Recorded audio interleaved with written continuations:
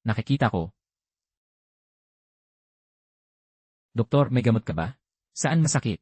May epidemya kaya gabi na kayo natapos. May nagtapo ng mikrobyo sa ilog sa itaas. Namamatay na ang mga tao sa lungsod. Hoy, gising! Bakit ka nang gugulat ng ganitong oras? May AI ang tindahan ko. Huwag mo akong akusahan. Grabe, totoong dugo nga. Anong kalokohan ito? Para bang krimen ito, ewan ko na. Buhay pa siya, pundan muna natin. Swerte mo naman, iha. Ako si Susanki, tagapagmana ng pamilyang manggagamot. Madali lang gamutin ang sugat na ito. Wow, ang gwapo naman niya. Ang tangos ng ilong niya. May abs at dibdib pa, ang gwapo niya. Kahit medyo sira ang ulo. Mahilig mag-cosplay, sulit na sulit pa rin.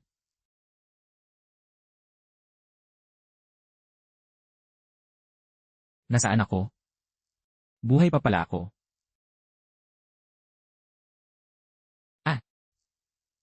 Huwag kang sumigaw, alas 5 pa lang ng umaga, mababaw na sugat lang ang natamo mo.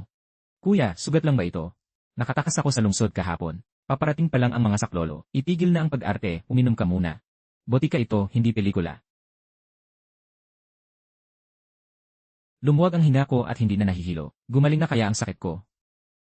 Anong kakaibang sakit? Trangkaso lang iyon. Isang gamot lang sa sipon. Ayos na agad. Gamot sa sipon. Anong uri ito? Isang inuman lang, magaling na. Mahika ba ito? Alam ko na. Isa kang diwata. Salamat sa pagliligtas sa akin. Napakabuti mo, diwata. Hindi ko malilimutan ito. Uy, bakit ka lumuhod? Huwag kang sumamba sa akin. Nakakahiya naman yan. Pakiusap, bigyan mo kami ng gamot para gagaling ang sakit na ito. Mamamatay ang 5,000 tao sa buong lungsod. Hindi ako engkanto. Pero sayang naman ang kikitain mo. Ang cough granules, 29 neneti bawat kahon. Ilang kahon ang gusto mo? Kahit ilan, bibilhin ko. Nagmamadali kasi akong lumabas, kaya wala akong dalang alahas. Ito ang pamana ng pamilya namin. Tanggapin mo muna ito, diwata. Bibigyan pa kita ng mas maganda sa susunod. Tawagin mo na lang akong Susanki. Totoo ba yan? Huwag kang mag-alala, Miss Sanki. Ipinapangako ko sa buhay ko. Hindi kita luluhin, sige ba? 200 kahon lang ang stock ko. Kung kailangan mo pa, kukuha pa ako mamaya. Maraming salamat, Miss Sanki. Ako si Songjin, General ng Yuzhou. Pagalingin ko lang ang mga tao, at itaboy ang mga kalaban. Bibigyan kita ng gantimpala, bilang pasasalamat sa tulong mo.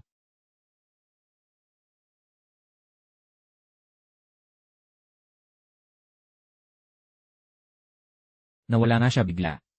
May diferensya na ba ang mata ko, o talagang konektado ang botika ko sa nakaraan? Gino! 8 pang tao ang nahawa kagabi, at 16 ang hindi nakaligtas. Patay na sila. Karamihan din sa mga sundalo natin ay nahawa na. Kung sumalakay ang mga kalaban ngayon, hindi na natin sila kayang labanan. Sumasalakay ang kalaban. Mangmang ang bagong hari. Wawakasan na ng tadhana ang ating kaharian. Kamhulan. Kailan natin sasalakayin ang Yuzhou? Huwag kang magmadali. Maghintay tayong mahawa ang lahat ng tao. Magiging patay na lungsod ang Yuzhou. Pagdating ng araw na yon, magiging madali na para sa atin. Napatayin ng matandang si Songjin, at ang anak niyang tuta rin. Pupugutan natin sila ng ulo. Sasabit sa pader ng lungsod.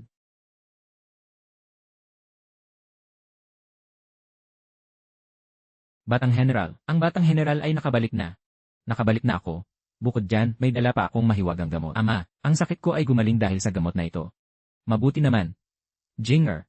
Maililigtas na ang Yuzhou. Magpakulo ng tubig. Dali. Halika na.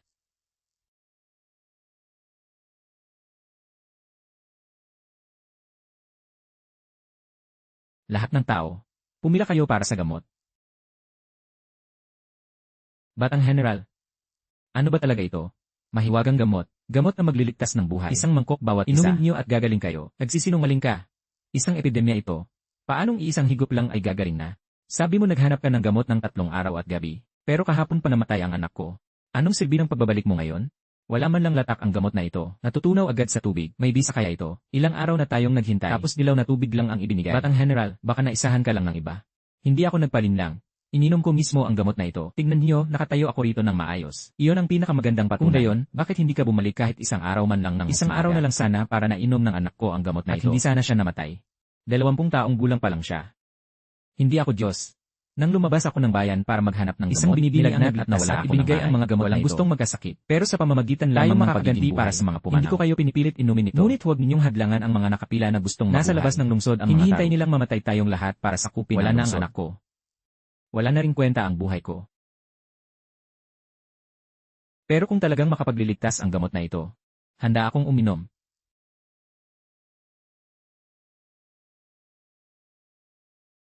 Handa rin ako. General, kung wala kayo at ng matandang general, matagal na kaming naging mga takas. Bahala na kung mamatay man. Jenner. Narito ang anak mo, yung babaeng nagsabing nagligtas sa'yo. Makakakuha pa kaya siya ng mas maraming gamot? Sabi niya. Basta may pera. Sapat ang ibibigay. Kamahalan. May masamang balitaan kung dinala ni Song Jin sa salwa. Pinamamahagi na ito sa mga mamamayan. Sabi pa niya, bigay daw ito ng isang diwata. At gagaling agad sa isang kalokohan. Anong diwata-diwata? Paanong gagaling agad ang salot ng ganoon? Kamahalan, baka peke lamang ito. Naghahanap lang sila ng pampasigla ngayong malapit na sila. Pero kamahalan, ayon sa tagapagbalita, sa pader ng lungsod, biglang dumoble ang mga sundantang nagbantay. Mukha silang masigla. At walang bakas ng sakit. Siya sa atin niyo ito. Ano ba talaga ang nangyayari? Binibini. Itong dala mo. Saan galing? Sa amin po ito. Sarin-sali na ito sa pamilya sa bagay ito mula pa sa dinastyang Dazhao. At tingnan mo ang kinang at disenyo nito. Marami na akong nakitang antigong pero wala pang kasing ganda ng pagkakainat dito. Para bang kinuha lang ito ng direkta sa panahong iyon. Maaari po bang patingnan? Magkano kaya ang halaga ng pendant na ito? Kalahating milyon. 5 hanggang 6 na milyon. Nagkakahalaga ba ng 50 milyon? Kung handa mo itong ibenta sa akin, bibigyan kita ng 500 milyon. Kung sa auction ibebenta, mas mahal pa.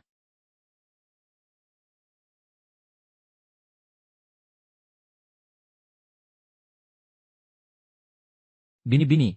Tingnan mo ang markang Song sa itaas. Hindi lang maayos ang preserba ng jade na ito. Mas mahalaga na. Ito ang heirloom ng pamilya Song noon. Noong ika-23 lumusog ang mga Taru. 3 buwang idinepensa ng pamilya Song ang Yuzhou. Mananalo na sana sila. Ngunit nilaso ng mga kalaban ng tubig. Nahawa ng sakit ang buong lungsod. Walang pakialam ang gobyerno. Sina General Song Qi at Song Jin. Para ipagtanggol ang mga tao, ay tumangging sa huli. Pareho silang namatay sa pader ng lungsod.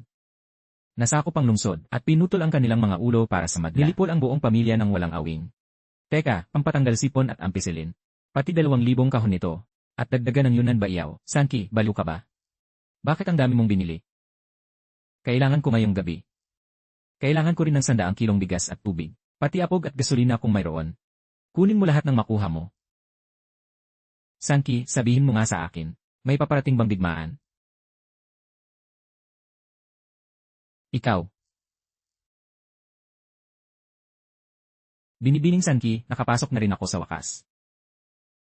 Nagdala ako ng maraming alahas para sa'yo. Gusto mo ba ito?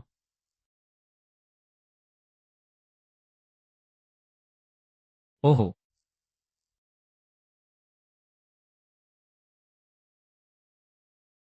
Aba, may tatak ng ngipin, purong ginto nga. Song Jin, noong huli kang bumalik. Kumusta na ang mga tao sa Yuzhou? Ayos lang ba sila? Magaling na ang karamihan sa mga sundalo. Nakabantay na sila sa pader. May ilang matatanda at bata na hindi pa tuluyang magaling, pero mas mabuti na ang kalagayan nila. Huwag kang mag-alala, mahina lang ang resistensya nila. Inumin lang nila ng 2 araw pa. Narito ang 2,000 kahon ng gamot sa sipon at iba pang gamot. Isinulat ko na sa papel ang paggamit nito. Dalhin mo na pabalik at ipagamit sa kanila. Hindi ba't kontaminado ang tubig sa labas ng lungsod nyo? Dalhin mo na rin ang tubig at bigas na ito. At ang iyong jade pendant, masyadong mahalaga, ibabalik ko na. Mas mahalaga ang gamot na bigay mo kaysa sa jade. Dahil sa mahiwagang gamot mo ay nalampasan ng Yuzhou ang krisis. Huwag mo na akong luhuran. Isa kang bayani, hindi ko kayang tanggapin ito. Isa pa, binigyan mo ako ng napakaraming hiyas. Sa negosyong ito, siguradong panalo ako. Itabi mo na ang jade pendant. Kung gusto mo akong pasalamatan, pag natalo na ang mga tanu, saka mo na iabot sa akin ang jade. Sige na, iligtas mo muna ang mga tao, at ipagtanggol ang lungsod na yon. Mang Li, tingnan mo. Magkano kaya ang 2 ito? Ang pagkakayari nito. Tunay at purong pilak ito. Hija. Sabihin mo ang totoo.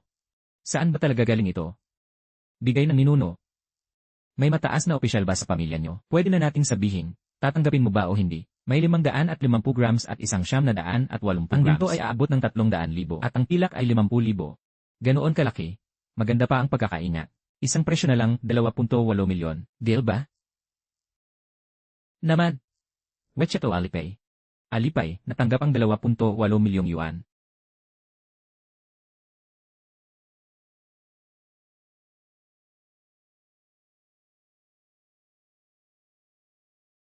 Susanki, tumigil ka riyan, bakit ka tumatakbo? Bakit ka tumatakbo pagkakita kay Ate Kim? Bakit kayo nandito? Sanki, kay tagal nating di nakita, malaki na ang kinita mo sa butika mo ha. Ikakasal na ang iyong kapatid. Bilang kapatid, wala ka bang regalo? Wala akong pera. Umalis na kayo. Ayos lang kahit wala. Kapag ibinenta ang tindahang ito, aabot ng milyon. Iniwan ito sa akin ni Lolo. Bakit mo basta ibebenta? Dahil ako ang tatay mo, tatay ko ang lolo mo, anak kita. Dapat sa akin ang tindahang ito. Alam mo na pala na tatay ko si Lolo. Nasaan ka nung may sakit si Lolo? Nag-aaral ako noon habang inaalagaan si Lolo. Sobrang busy ko, kaya pinapapunta kita sa ospital. Pero nagbakasyon kayo sa hainan. Sanki, hindi sa pinipintasan kita. Bakit ba napakataas ng pride mo?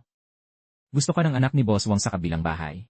800,000 ang alok na dote. Magpakasal ka lang, may pera na. Bibigyan ko kayo ng pera.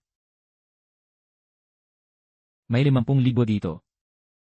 Lahat na ng pera ko yan. Sapat na pangkasal ng anak nyo. Pero pag inulit nyo pang ibenta ang butika o ipagbili ako para sa dote, huwag kayong magalit sa akin. Anong magagawa ng 50,000? Pangkabit lang sa pulubian eh. Ibalik mo kung ayaw mo. Siyempre gusto. Sanki, babalik kami ulit ng tatay mo para dalawin ka. Umatake na naman ang mga kalaban. Mabuti naman. Ama, ako na ang magbabantay sa silangan. Mas marami silang tirador ngayon kaysa dati. Hindi kami natatakot. Pana? Sabi ng hari, ang unang makaakyat sa pader. Aangat ng 3 baitang, bibigyan ng 1,000 baka at tupa. General, ang dami nila. May dumarating pa kahit matumba ang iba. Laban lang. Gamutin ang mga sugat. Lagyan ng gamot. Balutin ang tela para mapedpog ang dugo. Hindi na namin kaya dito, General. Kailangan nating lumaban. Sugod na mga kasama. Katapusan nyo na ngayon. Ibagsak ang mga tirador.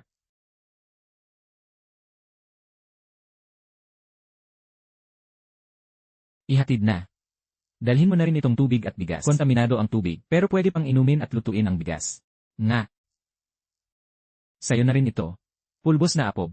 Binibining Sanki. Para saan naman ito? Huwag mo nang alamin kung may sumiklab na apoy o kaya'y gumamit ang kalaban ng malagkit na pangkuta. Iwiwisik mo lang ang apob na ito. Basta huwag lang mababasa. Bakit kapag nabasa? Sasabog ito kapag nabasa.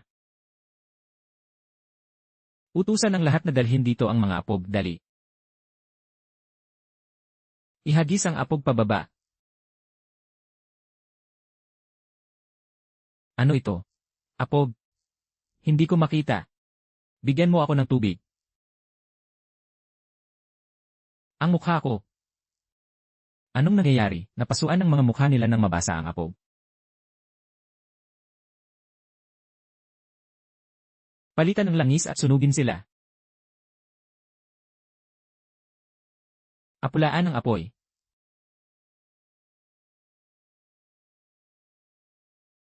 Ipagpatuloy ang pag-ulan ng apob. Kamahalan, hindi na makita ng ating mga kawal. Huwag niyong hugasan ng tubig. Sunugin na sila. Magpakawala pa ng mga palaso. Buksan ang tarangkahan. Jinner, baliw ka na ba? Ama, magtitiwala ka sa akin. Binubuksan na natin ang mga lalagyan. Ihulog sa loob. Gasolina ito, mabagsik ito. Pero huwag gagamitin sa saradong espasyo. Tulong. Saklolo.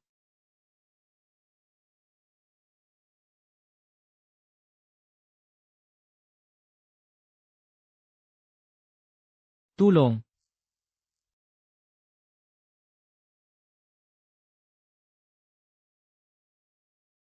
Hindi siya tao, demonyo siya. Umurong na kayo, urong. Ah. Ako. Maliit na general, nanalo tayo. Nanalo tayo. Ama, nanalo tayo. Ninjin, ipasok ang mga tropa. Nanalo tayo, nagtagumpay tayo. Ama, pupuntahan ko si Binibining Sanki. Nangako ako sa kanya na maghihintay hanggang matapos ibibigay ko sa kanya ang jade pendant. Bibilhan kita ng damit na hindi nasusunog sa susunod. Bakit mo naman nasunog ang braso mo? Sterile na tela ito, huwag na huwag mong tatanggalin. Magpapalit ka ng gamot dito araw-araw. Ni Sanki, salamat sa mga ipinadala mo. Karamihan sa mga sundalo ay sugatan lamang. Malaki ang naging casualty sa Tani. Mabuti naman at hindi na sila mangangahas na sumalakay muli. Speaking of which, Song Jin, tingnan mo ang nakasulat, eksaktong-eksakto sa sinabi mo. Si General Song Jinru ay gumamit ng pader ng apoy mula sa tarangkahan. Naubos ang hukbo ng Tanu. Ako si Susanki, simpleng may-ari lang ng botika. Nabago ko ang kasaysayan. Kasaysayan. Ito ang mundo pagkalipas ng 1,000 taon. Hindi ako engkanto kundi tao mula sa hinaharap. Ibig sabihin, nag-time travel ako. Song Jin, gusto mo bang makita ang mundo pagkalipas ng 1,000 taon? Lagi kang mag-isang pumapasok sa pinto tuwing dumating ka. Sasamahan kitang lumabas sa botika ngayon. Sanki, hindi ba pupunta tayo sa mundo mo? Bakit ka napunta rito sa mundo ko? Ito ang mundo mo? General, may problema. Biglang nagkasakit ang matandang general. Parang sinaniban siya. Ano? General, kakaiba ang sakit ng matandang general. Pinag-aralan namin ang mga aklat panggamot. Pero hindi namin malaman ang sanhi. Huwag kang mag-alala, titingnan ko siya. Normal naman ang kanyang pulso. Pero masyadong mamula-mula ang mukha niya. May amoy din siyang kakaibang bulaklak. Sa tingin ko ay nalason siya. Kalokohan. Ano bang alam ng isang babaeng tulad mo? Maayos ang pulso ng matandang general at normal ang kulay ng kanyang mga labi. Paano siyang malalason? Nga. Kakaiba pa ang kasuotan ng babaeng. Baka albularyo. Hindi nakakapagpagaling ang kulam. Maghanap ka na lang ng ibang lolokohin. Huwag kang bastos. Ayos lang to. Ikuha mo ako ng pilak na karayom. Nilalason ba siya? Subukan muna natin.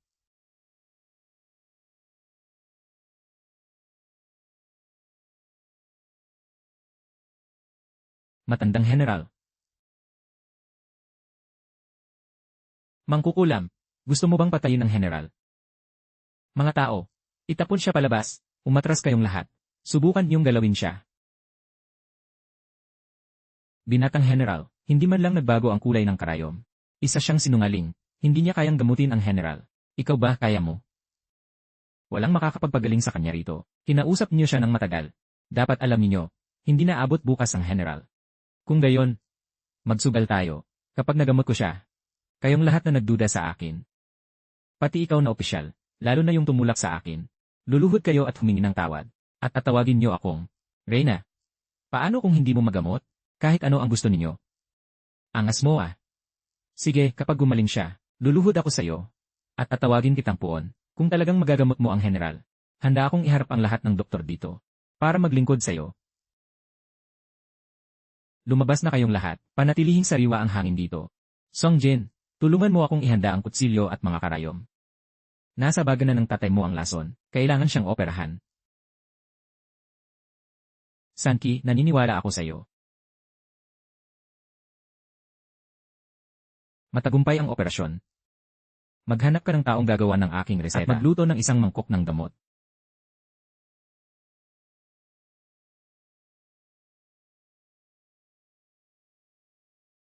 Jenner. Matandang general. Nagising na nga siya. Kamusta?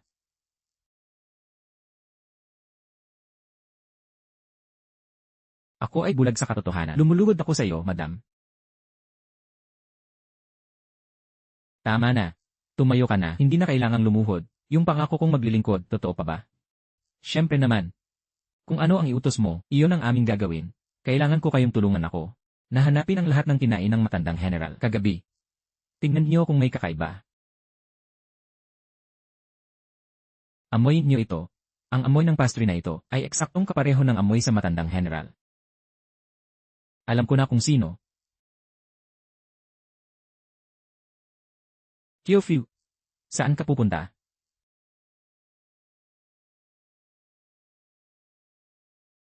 Maganda ang pakikitungo sa iyo ng aking ama. Maawa po kayo, General. Ini-hostage nila ang aking pamilya. At pinilit akong lasunin ang General. Ayaw ko pong gawin. Hindi ko ginusto. Dalhin siya, huwag ninyong papatayin. Alamin kung nasaan ang mga espiya. Ito ang bagong reseta. Kapag naghilom na ang mga tinahi sa katawan, at uminom ito sa loob ng 7 araw, gagaling na siya. Maraming salamat po. Iniligtas mong muli ang aming buhay. Wala kaming maibigay, kundi ilang munting handog. Para sa'yo. Gusto ko, sanang magpagawa ng basement sa ilalim ng botika na may pinakamatibay na materyales tulad ng isang underground vault. Binibining su, sa ganyang uri ng disenyo, parang vault na rin ng bangko yan. Tama, Kailangan yung pamantayang explosion-proof, fireproof, waterproof, may password lock at red magic identification. May sariling sistema ng ventilasyon. Ganito ang presyo. 8 na sa unahan, 8 digit. CJ. Yung mga ipinadala ni Sanki, may paglalagyan na rin sa wakas. 3,000. Mas maganda pa itong pintuan kaysa sa university. Siyempre naman, dito ko kasi ilalagay ang mga kayamanang ibinigay mo. Titignan ko kung naayos na ng mga karpintero ang mga istante. Habang ginagawa ang botika, gabi-gabing pumupunta si Sanki para tumulong. Nagbubuhat siya ng semento, nag-aayos ng istante at nagpipinta. Ginagawa niya ang lahat ng trabaho. Boss Su, saan mo ba nahanap ang boyfriend na ito? Ang gwapo na, napakasipag pa. Hindi ko siya boyfriend. Oh, di nanliligaw sa'yo. Sanki. Pinag-aralan ko na. Ang alin? Yung pag-time travel. Tingnan mo, laging kasama ang purple stone. At kailangang mag-isa ako sa abandonadong templo. Pero nung huling pumunta ka rito, hawak ko kasi ang kamay mo. Ibig mong sabihin, susi ang pisikal na kontak. Baka may iba pang kondisyon. Hindi lang ako sigurado kung magdamag kaming nagsubok. Hinawakan ng kamay, ayaw gumayan, ayaw din gumana. Paano kaya kung yakapin mo ako? Sanki. Hindi tama yan. Bakit ba napakahigpit niyo sa tradisyon? Lumapit ka. Huwag na nga. Baka nagkataon lang ang araw na yon.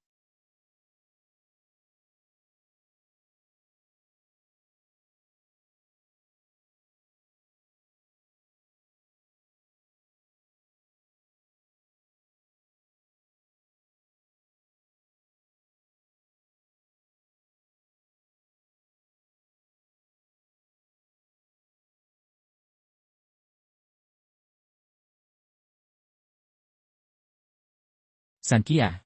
Nandito kami ng tatay mo para dalawin ka. Hindi ba sinabi ko na sa inyo nung huli? Huwag na kayong babalik o hindi ako magpapasalamat. Anong alak yan? Ako ang tunay mong ama. Karapatan ko lang pumunta sa tindahan ng anak ko. Ano bang kailangan nyo? Siksu Sanki ba to? Maganda na sa litrato. Mas kakit-akit pa sa personal. Kaya pala sabi ni mama, matigas ang pero ayos lang. Gusto ko ang mga palaban. Sumama ka sa akin. Pangako, alagaan kita. Sushan, narinig mo ba? Hinahayaan mo lang magpakasal ang anak mo sa ganito. May malaking utang sa sugal ang kapatid mo. Kapag di mo binayaran, bawiin nila ang buhay niya. Qiangzi, huwag mo na siyang kausapin. Matigas ang ulo nito, pero malambot ang katawan. Malalaman mo kapag sinubukan mo. Huwag ka nang pumalag, Sinta. Binigyan na ako ng tatay mo ng 800,000. Tapusin muna natin ang dapat tapusin ngayon. Kukuha na tayo ng marriage license bukas. Pag kidnap to, pamimilit to, tatawag ako ng pulis. Sige, tawag ka. Basag na ang telepono mo. Paano ka tatawag? Kuya Qiang, tulungan ka ba naming hawakan siya? Huwag na, kaya ko na. Ito, isaran niyo ang pinto. Kayo. Subukan niyong hawakan siya. Abay may alaga palang kabit. Anong kalokohan to? Nag-artista ba kayo? Susanki. Kaya pala ayaw mo sa akin noon. May iba ka na pala.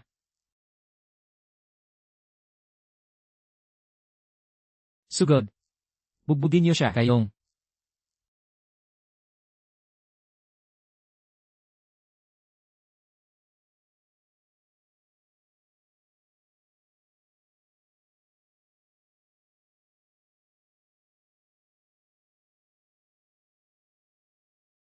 Sankian. Kami ang mga magulang mo. Huwag mo kaming hayaang saktan niya. Mga magulang. Yung Wang Qiang na yun kanina. Gusto akong igiin sa sahig. Nanonood kayo ng palabas. Ngayon, para na silang mga magulang ko. Gusto mo sigurong madaliin ang lahat. Hindi na po. Huwag na kayong mangahas. Sabihin mo sa tatay mo, yung 800,000 ibinigay niya, pabayaran kina Sushan at Linjuan, wala nang kinalaman sa akin ang utang na yan, at isa pa. Pag nagpunta ulit kayo rito, hindi na lang sahig ang babasagin ko.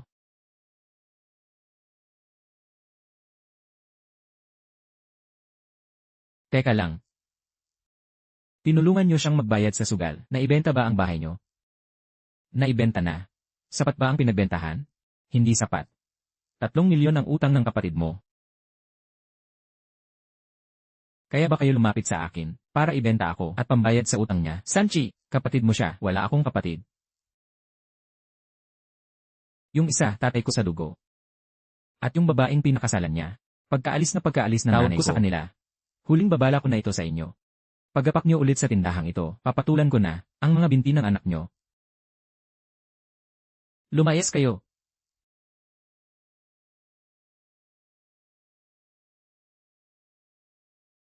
Noto Ginseng. Umiyak ka kung gusto mo. Hindi ko gustong umiyak. Nandidiri lang talaga ako. Na ang taong iyon ay tatay ko. Paanong nagkaanak si Lolo ng ganyang lalaki? Pwede bang itigil mo na yung pagsasalita? Sanchi, ano ba? Wala nang mga api sa iyo mula ngayon. Sasamahan kita palagi. Sanchi, sumama ka sa akin sa Yuzhou. Ipaghahatid kita para makapaglibang. Ito ang lungsod ng Yuzhou.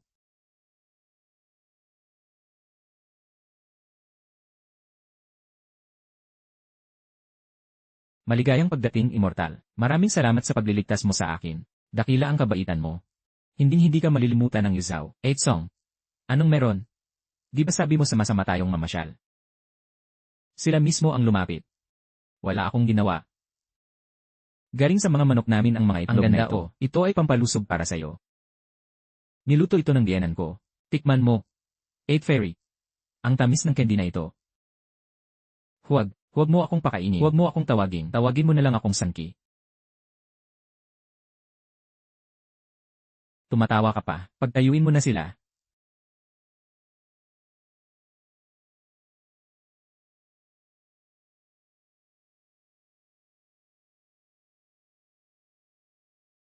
Gusto kong kumain ng Osmanthus cake sa tindahan doon sa silangan. Diyan na ako bumibili mula pa noong bata ako. Paano mo nalaman ang tindahang iyon, Sanki? Sinabi mo sa akin dati, nakalimutan mo na. Napakaganda ng dalagang ito. Subukan mo ang aming pulbo sa Yuzhou. Bagay na bagay sa kutis mo ang kulay na ito. Hindi ba, General?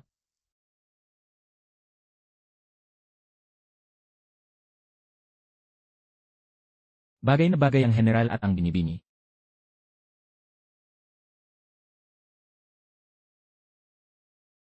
Yuzhou, magaling ka talaga tumingin. Tinitingnan ko lang.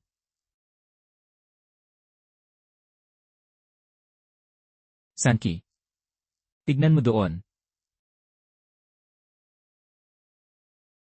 Noong gabing yon, diyan dumaan ang hukbo ni Tadu para sumalakay. Natatakot ba kayo? Takot akong hindi ko maipagtanggol ang lungsod. Takot akong hindi na kita makita. Bakit mo sinasabi yan? Gusto ko lang iparating sa'yo. Binibining Su, nailigtas mo ang buhay ko sa kabila ng lahat. Iniaalay ko ang basong ito sa'yo. Masyado kayong mabait, General. Iyan ang pusong doktor, isang tunay na pusong doktor. Jinner, ang makilala si Miss Su, ay biyayang natamo ng ating pamilya. Ginang, para sa'yo. Ang operasyong ginawa mo, pinag-aralan ng mga doktor namin sa loob ng 1 buwan. Lalo naming hinangaan. Walang katulad ang husay mo sa panggagamot. Tama na yan. Huwag mo akong bulahin.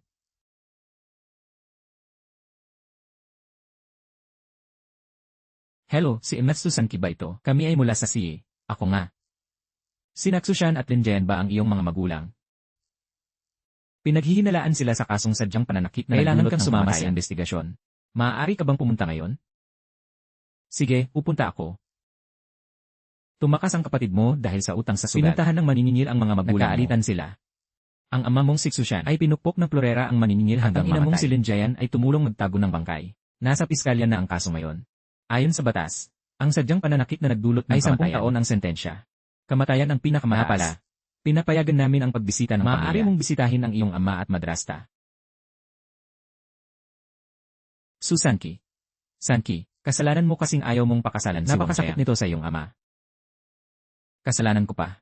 Bakit hindi mo banggitin na 3 beses nag-asawa ang tatay ko nang dahil sa'yo? Sanki. Patawarin ako ng ama mo. Pagbaba ko sa impyerno, wala akong mukhang iharap sa lolo mo. Ayos lang. Siguro ayaw ka rin makita ni lolo. Sanki. Baka huli na itong pagpunta ko sa butika. Bakit naman? May gulo na naman ba sa universe? Utos ng emperador, ginawang Zenbei Duque ang ama ko at ako naman ay here. Magandang balita yan ah, sabi pa sa imperial na utos, pakakasalan ko si Prinsesa Anyang. At titira na sa kabisera, pero ayokong magpakasal sa prinsesa. Ang gusto kong maging asawa ay ikaw. Akala mo ba ganoon lang kadali yon? Kahit modernong tao ako, alam ko na ang pagsuway sa utos ay pugot ulo. Pwede kaya akong tumira na lang dito at huwag nang umalis? Boss Sankey. Sige na, kupupin mo na ako. Alam ko, wala akong alam sa panahon nyo. Pero pwede kitang tulungang magbuhat, magsilbi sa gawain, ipagluto ka pa ng pagkain. Pwede ko ring asikasuhin ang botika at protektahan ka. Teka, tama na. Alam ko na yan.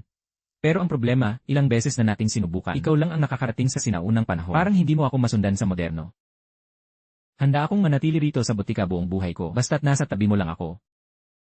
Lagi naman akong nasa tabi mo. Napala, Sankey, kaarawan mo ngayon, regalo ko para sa'yo. Magkapareho ng material ang pulseras na ito at ang jade pendant. Mga pamana ito ng pamilyang Song. Ang jade pendant ay para sa pinuno at ang pulseras naman ay sa may bahay. Magkapare sana silang dalawa. Kaso, nawala ng misteryoso ang kabiyak nito noon. Yung pulseras na nawala sa pamilya nyo. Ito ba yon? Eksakto. Paano napunta sa iyo yan? 4 na taon na ang nakararaan nang magtapos napunta ang botika. Binigyan ako ng isang bata, isang pirasong kakanin, para maging dakilang general. Habang kumakain, sinubuan pa ako. Hello po, si Inesto Sankey ba ito? Helenan, ako si Zhao Mingyuan ng Jincheng Law Firm. Nag-iwan ng testamento sa akin ang lolo mo. Nakalagay sa huling hiling. Nabasahin sa iyong ika-26 na kaarawan. May oras ka ba ngayon? Ayon kay Emtsu, ikaw mismo ang dapat magbukas nito. Sabi pa niya, nasa loob ang lahat ng gusto mong malaman. Sankey. Kapag nabasa mo ang sulat na ito, alam ko namang natuklasan mo na ang sikreto ng botika. Ikaw ang pinakakinatangiang apo ni Lolo. Ipinagkatiwala ko sa iyo ang botika, hindi lang dahil magaling ka sa panggagamot, kundi dahil may busilak kang puso, at hindi gagamitin ang sikretong ito sa masama. Ang iyong lola ay nagmula pa noon sa angkan ng manggagamot sa dinastyang Yong. Nagkataong nakapasok siya sa botikang yon. At nagmahalan kami ng lola mo. Pinag-aralan namin ng matagal, bago namin natuklasan ang sikreto ng lagusan. Ito ay isang alamat. Ito ay isang pinto ng pag-ikot. Ang magkakaugnay na panahon ay patuloy na umikot. Makikilala mo roon ang iba't ibang bersyon niya. Hindi lubusang mababago ang kasaysayan at tanging sa isip lang nananatili ang alaala. Ang may buong alaala, ang tanging makakapaglakbay sa dalawang panahon. Kung hindi, mabibitin ka lang sa gitna nito. Tapang na magsimulang muli, ay hindi basta-basta nagagawa ng lahat. Kapag isinara mo ang botika, ay mawawala na ang lagusan ng tuluyan. Ano man ang maging desisyon mo. Susuportahan ka ni Lolo. Alam na pala ni Lolo ang lahat.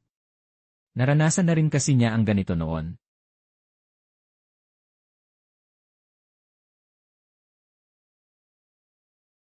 Boss 2, ang ipinapasta mong gintong estatwa. At ang korona ay naibenta na. 3.2 milyon lahat. Kung may maganda kang makuha, alalahanin mo si Laoli. Laoli, may alam ka sa kasaysayan. Gusto kitang tanungin tungkol sa dinastyang Zhao. Tungkol sa pamilya Song Sayu Zhao, lalo na kay Song Jin. Hay, nakakalungkot isipin ang tungkol doon. Sayang ang talentong iyon. Matapos talunin ni General Song Jin ang mga tanong, ipinagkaloob siya kay Prinsesa Anyang. Maganda sana ang kinabukasan niya. Sino nang mag-aakalang nagkasakit siya pauwi? Nagkasakit at namatay. Bata pa naman. Napakasayang talaga. Talagang hindi ba ito mababago? Akala ko na iwasan ko na ang kamatayan ng binatang iyon. Pero nauwi pa rin sa parehong wakas. Sankey. Hindi ka patay. Mabuti naman. Paano mong nalamang patay na ako? Teka. Peking kamatayan lang iyon. Peking kamatayan. Plano namin ito ni Prinsesa Anyang. Para sa mga tapat na opisyal. Pinakasal niya sa akin si Anyang na may mahal na iba. Nalaman ni Anyang na may minamahal din ako. Kaya gumawa kami ng paraan. Pinalabas na namatay ako para makabalik ako kay Zhao at sa mahal ko. Alam mo ba, Sankey? Handa na sana akong sumuway sa utos. Suportado pa ako ng magulang ko. Hindi ko akalaing magiging ganito. Sankey, naalala ko na ang lahat. 3 taon na tayong magkakilala, di ba? Naaalala mo pa rin ako. Yung Osmanthus Cake. Tong Sinsu. Huwag kang umiyak. Hindi na kita iiwan kailanman. Narito ako para formal kang hingin sa kasal. Dahil ako lang ang nakakarating sa pintong ito. Ibinigay ni Itay ang kasulatang ito para sa iyo. Sarili niyang sulat yan. Tapos.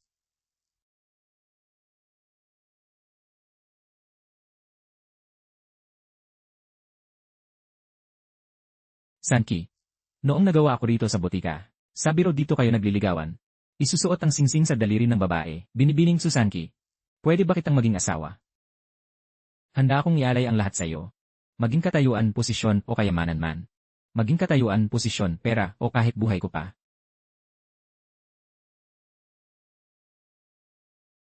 Lolo, nakikita mo ba ito? Binigyan ako ng botika natin ng napakagwapo at tapat na lalaki. Huwag kang mag-alala, kahit hindi ka mabuhay sa modernong mundong ito. Buhayin ka man o hindi, sige lang.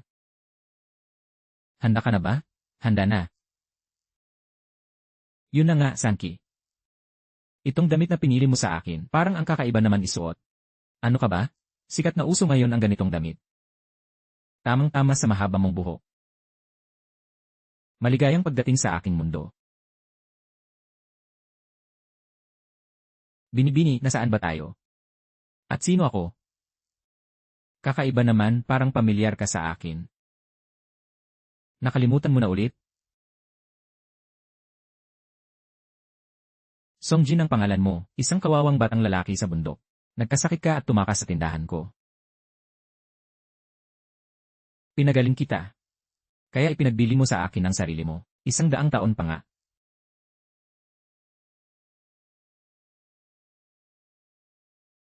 Niroroleta lang kita. Ang totoo, ikaw ang nobyo ko. Alam ko. Asawa ko. Uwi na tayo. CJ.